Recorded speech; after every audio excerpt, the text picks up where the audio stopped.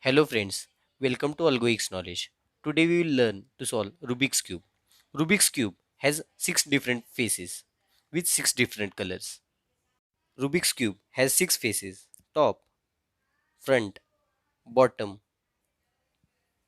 right, left and back. And usually Rubik's Cube has white, orange, green, red, blue and yellow color. Let's understand rotations of Rubik's Cube. This is F. This is F dash.